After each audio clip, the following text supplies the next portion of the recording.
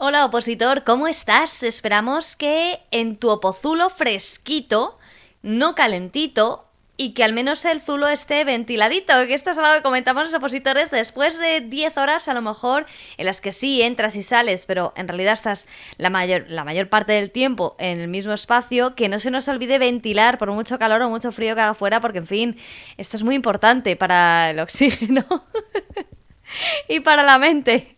Me están mirando por aquí como diciendo, ciñete a lo que habíamos hablado. Muy bien, vuelvo a nuestro guión en el que os quería preguntar por vuestros profesores. ¿Recordáis algún profesor de vuestra etapa de primaria o de secundaria? No ya de un poco cuando eres mayor, que ya tienes pues tu personalidad más definida, sino algún profe que por lo que fuera te ayudase, te orientase, hiciera ver que tú eras más de letras o de ciencias, o te ayudase un día que tenías un problema en casa. Bueno, hoy nos dedicamos en este programa a los profesores, y se lo vamos a dedicar porque hay muchos tipos de profes, aquellos profes que recordamos por lo malo y aquellos que recordamos por lo bueno, a todos aquellos profesores que hemos tenido los opositores y que nos han ayudado a lo largo de nuestra etapa escolar. A los buenos, a los que se tienen que quedar un rato más para estar contigo si es necesario porque no ha llegado tu madre o tu padre a buscarte, a los que te ayudan cuando tienes un problema con otros compañeros, a los tutores que se quedan mirando el trasfondo de lo que está ocurriendo en su clase. A todos esos, muchísimas gracias por educar a todos los ciudadanos de España y a los futuros opositores. ¿Y por qué decimos esto?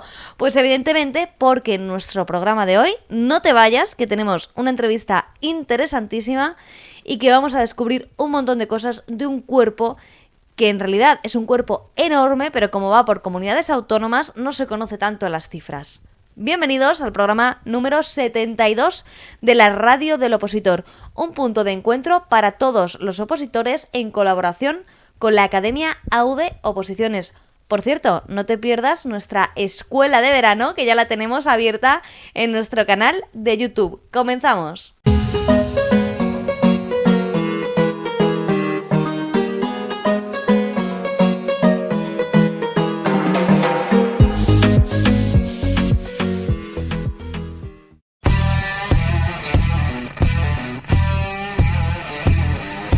Nosotros en el programa de hoy alguien súper importante y no es ministro, es alguien que se dedica a educar a los chavales de hoy, que tiene que ser muy pero que muy complejo.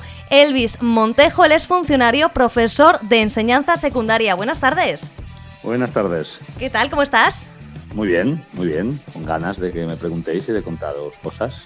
Pues qué bien, porque nosotros siempre estamos dispuestos a escuchar, pero más a preguntar. Tenemos mucho que preguntarte. Pues venga, adelante. Gracias. Lo que siempre queremos saber, antes de que nos cuentes a qué te dedicas en la actualidad, cómo es la labor que desempeñas, es tu etapa de oposición. Es lo que nos gustaría hablar en primer lugar. Mira, mi etapa de oposición, de hecho, son dos, porque hice dos oposiciones. ¿Anda? La primera la aprobé, pero sin plaza, y después en la segunda fue cuando entré. Entonces, mi primera oposición fue en 2011, hace ya 11 años, que fue la última antes de la crisis, la última precrisis. Uh-huh. Yo hacía relativamente poco que trabajaba de profesor y entonces, bueno, justo además tuve un niño por aquel entonces, estaba trabajando pero no trabajaba jornada completa y entonces, bueno, lo recuerdo bastante, bueno, cuidando al niño, paseando con los apuntes, estudiando. Fue bien.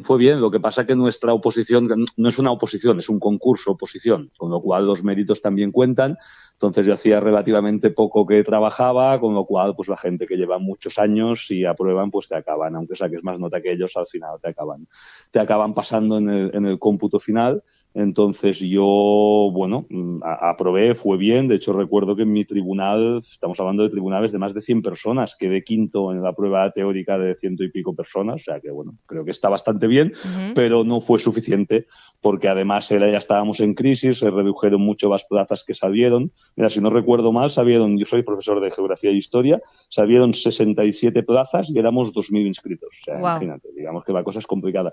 Y acabé el 80, creo, el 81. O sea, bueno, me faltó poquito. Si hubiera trabajado un par de años más, hubiera entrado, pero pero no entré. Y eso fue en 2011. Y entonces estuvieron un montón de años que ya no hicieron oposiciones porque, bueno, llegó la crisis. Y nada, lo dejé aparcado, metí 2 apuntes en una caja, allí se quedaron, y entonces las volví a hacer en 2018, que es la siguiente vez que la volvieron a hacer. En principio, oposiciones a secundaria normalmente las hacen cada 2 años, cada 3. Normalmente hacen un año primaria y uno secundaria. Estuvieron 7 años sin hacerla. Wow. Entonces, en 2018, pues me volví a poner. En 2018, bueno, la ventaja es que evidentemente todos estos años había estado trabajando como interino, pero había trabajado, con lo cual el tema méritos pues ya lo teníamos mejor, digamos. Y nada, me presenté a estas segundas, las aprobé y esta vez sí que saqué la plaza. Bueno, sí que lo recuerdo, estresante en cuanto, evidentemente, porque estás trabajando, además estás estudiando y estás trabajando y estás preparando clases, estás haciendo todo a la vez, pero bueno, al final la recompensa yo creo que valió la pena. ¿Qué te parece a ti el sistema de concurso-oposición? Porque debe ser duro una vez que apruebas, ¿no? Porque has aprobado, es decir, los conocimientos los tienes, el quedarte fuera por no tener los méritos. Porque tú, como has pasado las 2 cosas, ¿qué te parece a ti? Bueno, a mí no me parece mal que se cuenten los méritos. Después, bueno, podemos discutir si tienen que ser más, tienen que ser menos. Bueno, al final muchas veces se cuentan mucho los méritos porque en el fondo lo que intentan hacer es una regularización de interinos. Bueno, ahora tenemos en Cataluña, bueno, y creo que en toda España, que reducir el número de interinos que hay en la administración porque tenemos muchísimos más de los que tendría que haber y entonces, bueno, se acaban haciendo regularizaciones para que los interinos se conviertan en funcionarios. No me parece mal, claro, cuando te encuentras con eso y estás estudiando y te lo has currado y apruebas y ves que otro que ha sacado menos nota que tú te acaba adelantando al final, solo por el simple hecho que ha trabajado más, bueno, claro, jode, sí. Pero bueno, yo también entiendo que también es lógico que bueno, evidentemente el que está tiene que demostrar unos conocimientos, pero bueno, tampoco me parece mal que los méritos o que el tiempo trabajado cuente algo porque también es una manera de ayudar, digamos. Claro, tampoco puedes echarse. Hay gente que lleva 8, 10, 15 años trabajando. Tampoco les puedes pegar una patada y echarlos a la calle porque, bueno, a ver, siempre la gente que llega por detrás, los jóvenes siempre van a estar más preparados, están más acostumbrados a estudiar. También piensa, claro, yo qué sé, yo ahora tengo compañeros de mi edad que se preparan una oposición, claro, yo ahora tengo un niño, una niña, pienso, hostia, si ahora me tuviera que poner a estudiar en 2018, bueno, me costó por eso, claro, yo ya tienes una familia y bueno, claro, no es lo mismo que cuando tienes 25 años, que dices, Claro. oye, me voy cada tarde a la biblioteca y ya está, claro, Sí. yo no podía irme cada tarde a la biblioteca. Entonces también entiendo que esa gente de 40, 40 y pico, que quizás no tampoco les puedes hacer competir de tú a tú con gente que acaba de salir de la universidad y tiene 26. Uh-huh. Entonces, los méritos al final es una manera también de equilibrar un poco, quiero decir, no me parece mal, me parece mal. ¿Y tú que tenías tantas responsabilidades con el trabajo, la familia, ¿cuándo estudiabas? ¿Cuándo estudiaba? Pues cuando podía. Sí, cuando estaba en casa, por las noches sobre todo, aprovechaba mucho porque es el momento en que estoy tranquilo. Cuando están todos durmiendo, pues yo qué sé, a las 9:30 o a las 10 o a las 10:30, depende de la hora. Mi mujer se levanta bastante temprano, yo pues depende del día. A veces empiezo temprano, a veces más tarde. Entonces a mí ese momento me iba bien porque por la noche estoy tranquilito. Yo soy más de estudiar de noche que no de levantarme temprano por la mañana, eso me cuesta más. Entonces, normalmente por las noches y después, bueno, aprovechaba todos los momentos que podías. A veces cuando estás en el instituto pues tienes horas libres o que no tienes clase, pues bueno, pues aprovechabas, llevabas los apuntes encima, ibas subrayando y cuando puedes. Y después también, bueno, claro, mi mujer, pues bueno, también pringó esos meses, claro, un poquito. Claro. Y muchas tardes que había que llevar a los niños aquí y allí, pues hostia, esta tarde me voy a la biblioteca. Y pues te ibas. En casa es difícil. En casa con 2 niños pequeños o relativamente pequeños es complicado si ya no están durmiendo. Entonces a veces pues me iba a la biblioteca pues un sábado por la mañana o un día por la tarde que no tenían muchas cosas, me iba a la biblioteca o ellos se iban a pasear el fin de semana y yo me quedaba en casa estudiando, claro. Fueron sobre todo unos meses, sobre todo el último año antes de la oposición esta de 2017, pues bueno, fue complicado para todos, pero bueno, al final salió bien. Tienes que intentar aprovechar los momentos estos de tranquilidad, que no hay nadie en casa y hacer lo que podías. Y una pregunta, ¿ibas a una academia o lo estudiaste por tu cuenta? No, lo estudié yo por mi cuenta. No fue ninguna academia, no. O sea que se puede aprobar sin academia. Sí, hombre, yo he probado, o sea que... Que no nos maten las academias. Poder se puede, sí.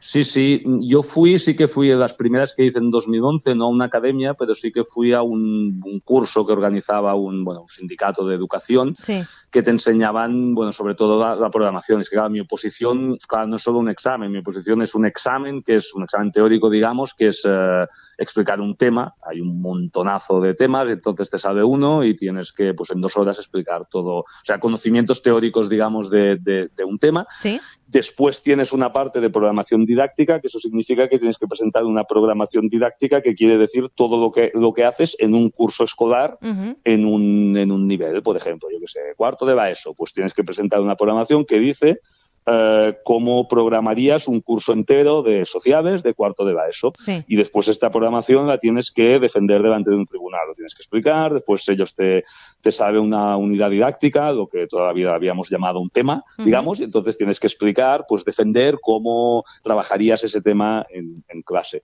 Entonces sí que para preparar la programación, porque a veces esto sí que es un poco puñetero, porque no es solo preparar lo que harías, sino que hay, tienes que tener en cuenta unas leyes y unos objetivos y unas cosas y unos decretos.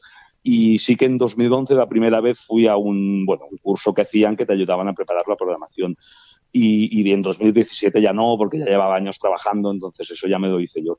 Y la parte teórica no, la parte teórica me saqué yo 2 temas de internet. Sí. Y a partir de ahí después me los hice míos, ¿eh? Yo me encontré una página de un chico que tenía ahí colgados todos los temas, y entonces a partir de los utilicé como base, pero después me los hice míos y los reescribí, digamos, a mi manera, y no fui a ninguna academia, no.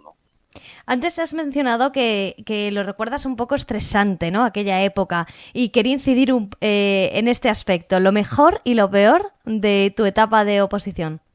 Lo mejor y lo peor, hombre, lo mejor es aprobar cuando apruebas, la verdad.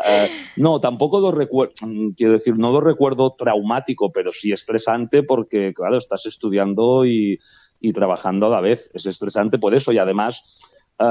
están los nervios, porque al final en estas oposiciones, no sé las demás, pero como mínimo en las nuestras, hay una parte de azar.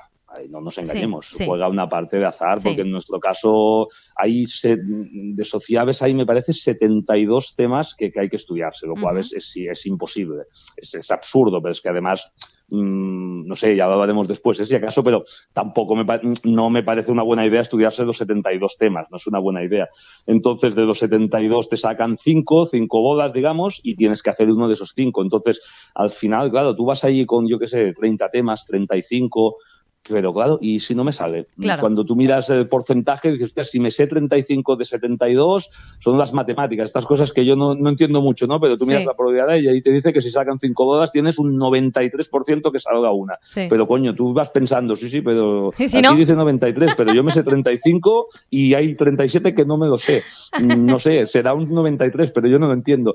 Y entonces, claro, vas con los nervios porque llegas allí y dices, todo el trabajo de meses, como ahora no me salga una de estas bolitas, ya me puedo... Cuando salen las bolitas hay gente que se levanta y se va. Claro, no me ha salido, entonces ya es imposible.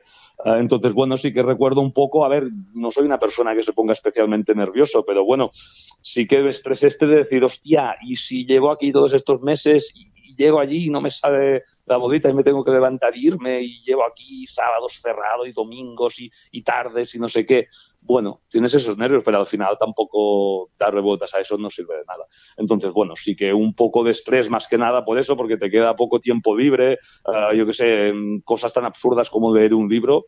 Estuve 1 año y pico que no leía ni un libro. Claro. Quiero decir, los libros que leía eran libros o cosas encaradas a las oposiciones, porque en mi tiempo libre no tenía tiempo, no me podía permitir ponerme a leer un libro por placer. Claro. Entonces, es estresante en ese sentido, ¿no? Tienes ganas de acabar, al final ya tienes ganas de acabar y decir, si me la saco bien y si no, pues que farem, ¿no? Pero ya, que me hagan ya el examen. Sí.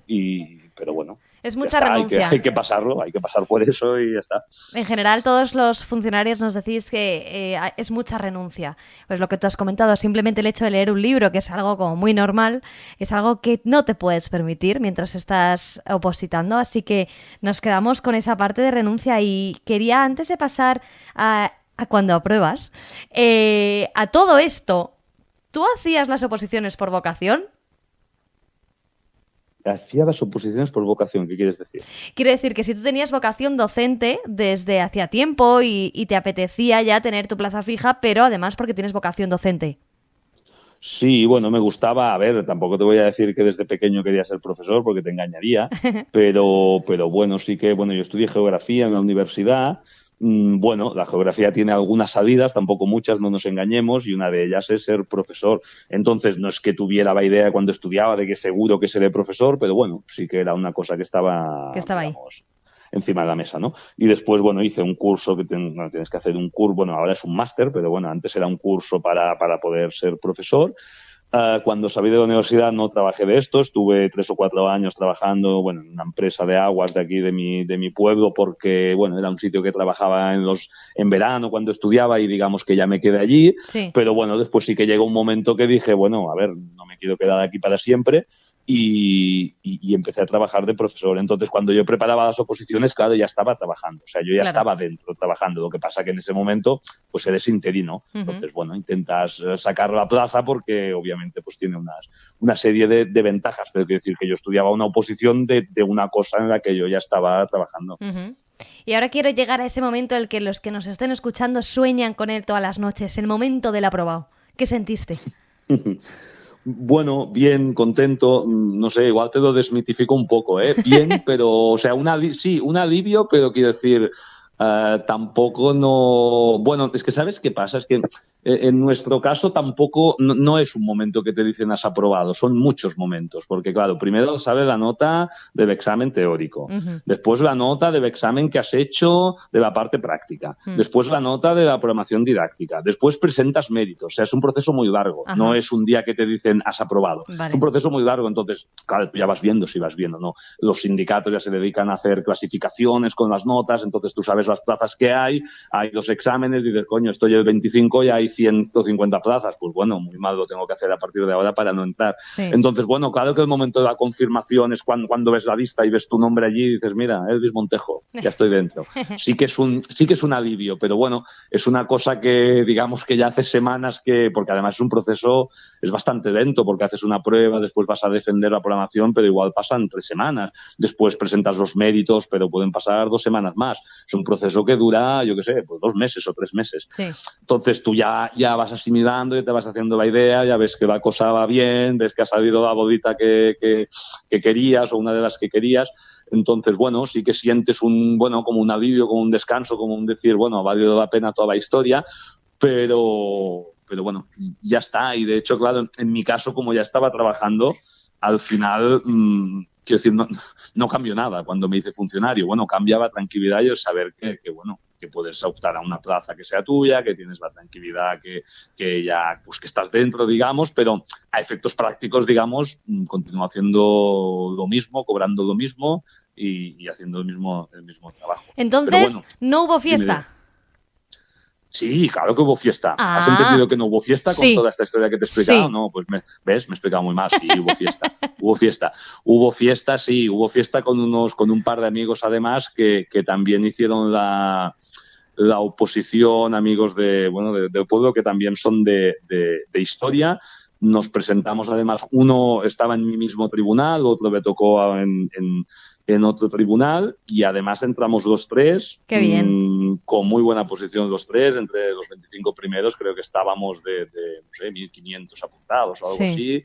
Y sí, hombre, salimos un par de días a tomar algo, pero bueno, una cosa así. Hubo fiesta, pero bueno, es lo que te digo, ¿no? Ya lo vas viendo que vas bien, van saliendo las notas, vas avanzando, entonces, bueno, evidentemente estás muy contento, dices, me lo he sacado, pero bueno, supongo que quizá alguien que le den la nota y ya está, o alguien que no esté dentro de la administración y se saca la plaza y entra, supongo que lo vive de manera diferente. Claro. Tú al estar dentro, pues sí que lo vives evidentemente muy contento, por supuesto, y decir, bueno, ya está, y coger los apuntes y regalárselos a uno que toma para ti, si te quieres presentar a las próximas y olvidarte, porque es eso, es muy cansado y muy estresante y muchas horas de dedicación, eso sí, pero bueno, ya está, estabas dentro, sí, muy contentos y ya está. Vale, y entonces... tú ya estabas trabajando, apruebas, te da esa tranquilidad. Tú lo has llamado, yo creo que tranquilidad es la palabra que más has dicho, ¿no? Sí. Vale, ¿Y en qué consiste tu trabajo? Me da igual el de antes que el de ahora, pero si puede ser el de ahora, ¿qué hace un profesor de secundaria con los chavales de hoy en día? Bueno, pues yo hago clase, yo soy profesor, como te he dicho, de historia y de geografía, Sí. de sociales, vamos. Y entonces pues hago clases en instituto pues desde primero de la ESO a segundo de bachillerato, depende. Ahora hace años que, bueno, hago cuarto de la ESO, normalmente hago ahora los últimos años cuarto de la ESO y segundo de bachillerato. Entonces, bueno, nada, hago clase, no tiene más secreto. Hago clase bueno, en este caso hago sociales en cuarto de la ESO y en segundo de bachillerato hago geografía, pero bueno, puedo hacer también, he hecho historia muchas veces, historia del arte, bueno, varias cosas, ¿no?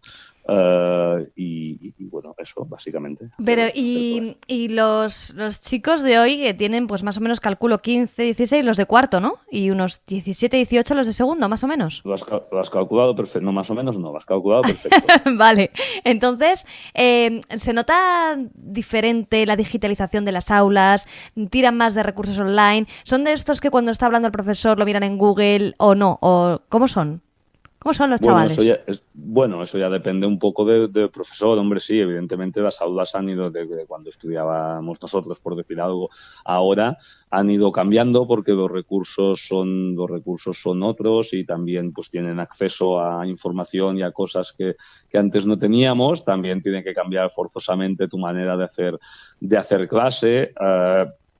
La manera, yo creo, como vivimos también hace que a ellos también les cuesta mucho más prestar atención. Quiero decir, antes yo recuerdo muchas clases de una hora el profesor hablando y tú escuchando y apuntando y te aburrías o no te aburrías, pero bueno, escuchabas. Ahora esto es que es imposible, no puedes estar una hora hablando y ellos escuchando pero bueno, es de la misma manera que claro, es que miran la tele y tienen el móvil al lado y hacen un TikTok y hacen no sé qué.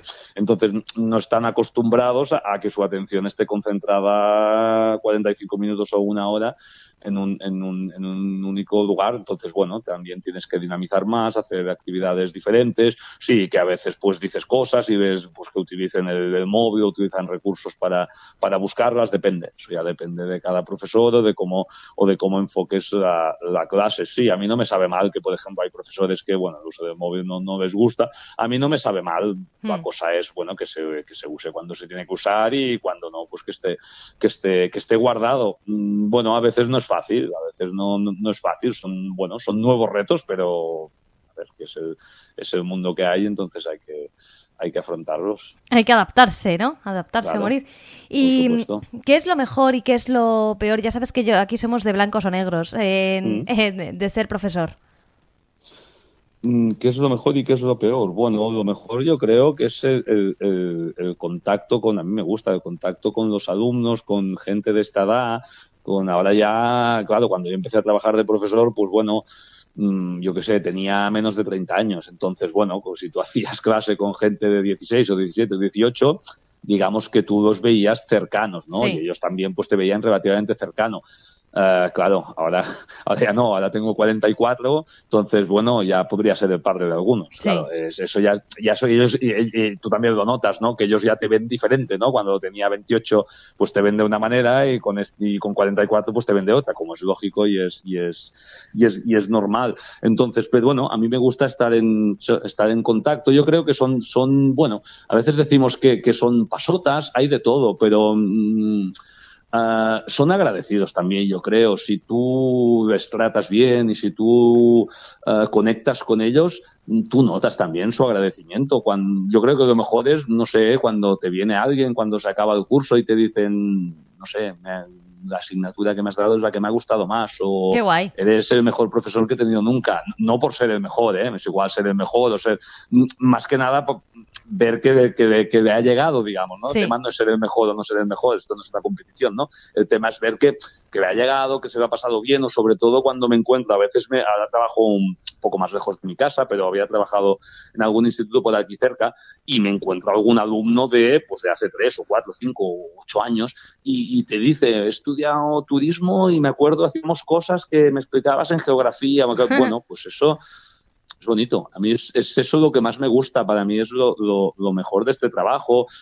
Pues eso, que los alumnos te recuerden y tú los recuerdas a ellos, y a veces alguno, pues yo qué sé, te escribe cuando ya se ha acabado segundo de bachillerato y no lo tienes, y a veces vienen, yo vivo en un pueblo de costa, trabajo en un lugar de interior, es habitual que los chicos vengan también pues por aquí en verano, alguno te dice, oye Elvis, que estoy por aquí, si está...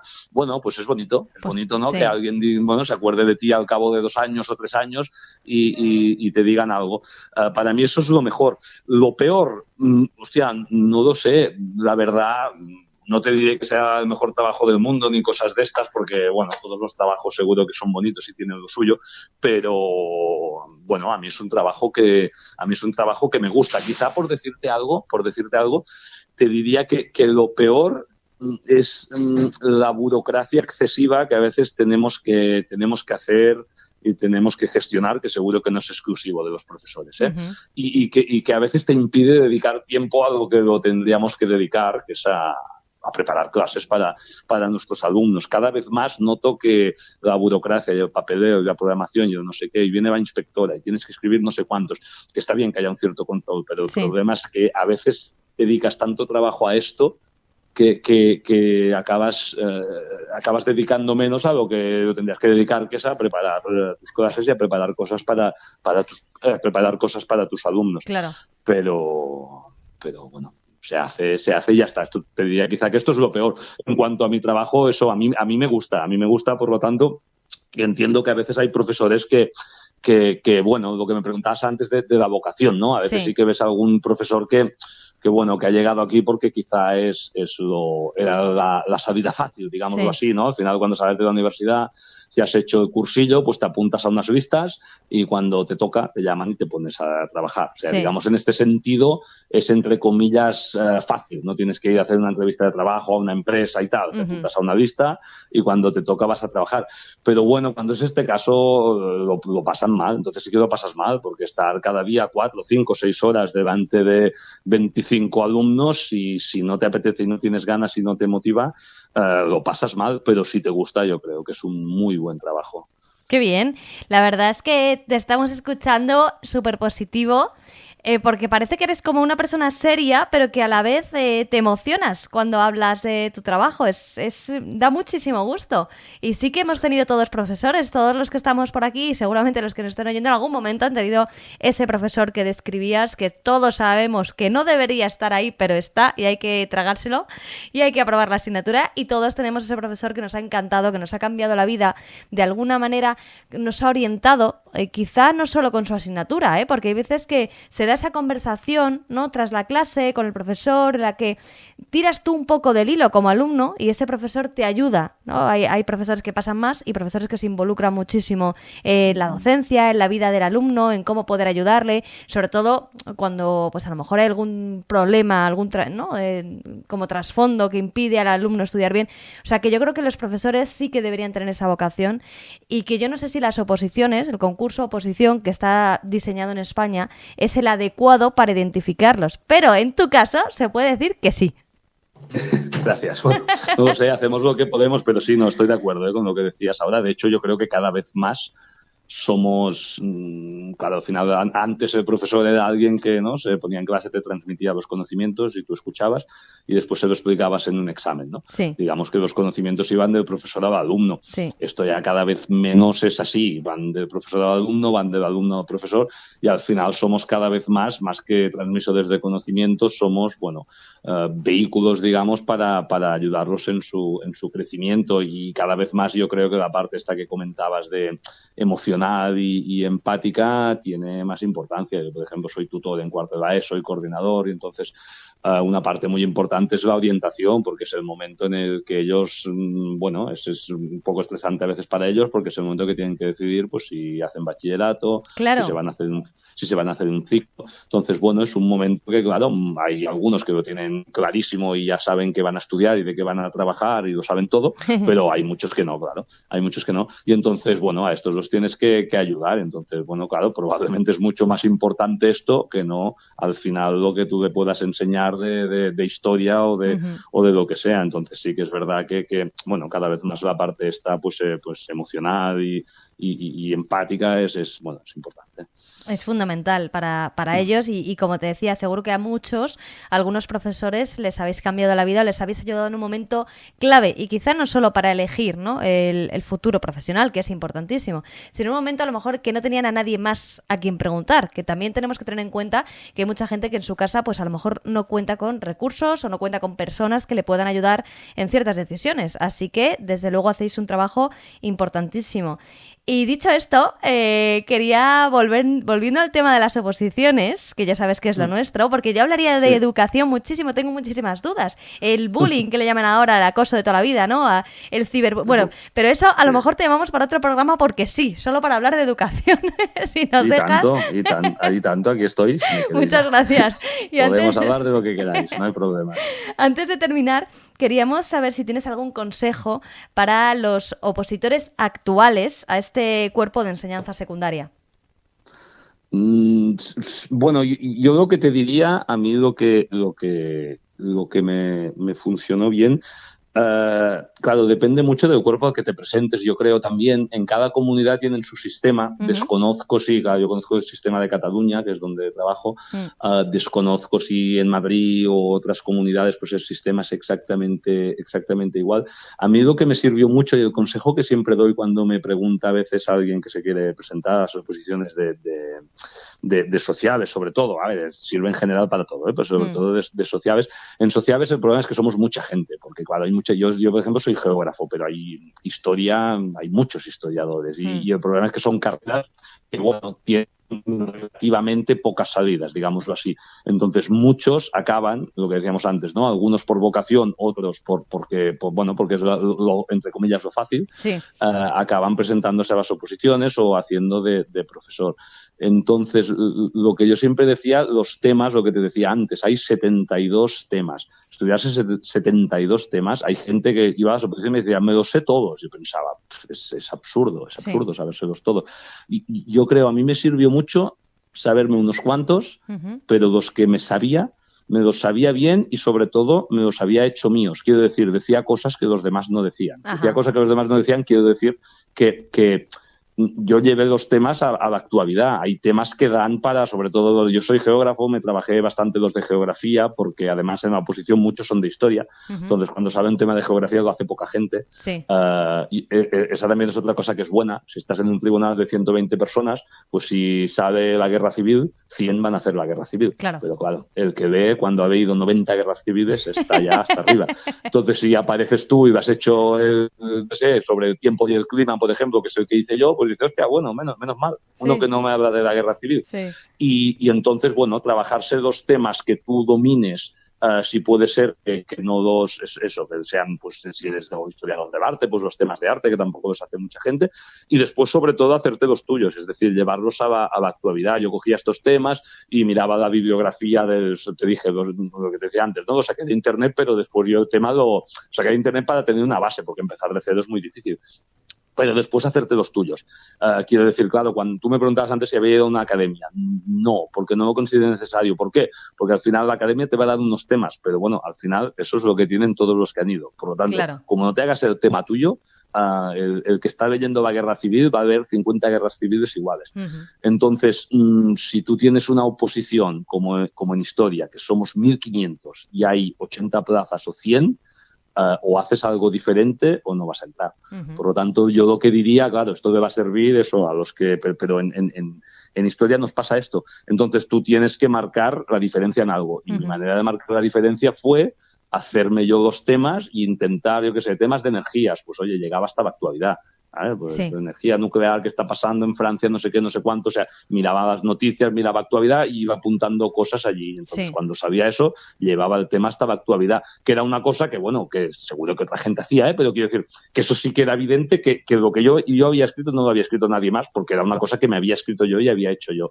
Entonces, yo el consejo que daría es este, no estudiarse 72 temas, cada oposición funciona como funciona, pero tal como funcionan las nuestras, es absurda, te sacan 5 bodas. No estudiarte 72, estudiate 30 o 25 o 35, pero hazte los tuyos, trabájatelos bien, escríbelos bien y que cuando la persona del tribunal lo lea diga, hostia, esto no lo he leído tema lo ha hecho él. Tema lo ha hecho él. Este tema no lo ha sacado del libro de una academia. Pues nos quedamos con ese consejo, especialmente aquellos que estén preparando estas oposiciones. Elvis Montejo, funcionario, profesor de Instituto de Enseñanza Secundaria, muchísimas gracias por habernos acompañado y por habernos contado todo acerca de la oposición. Muy bien, a vosotros, gracias por llamar. ¡Hasta pronto! Hasta pronto.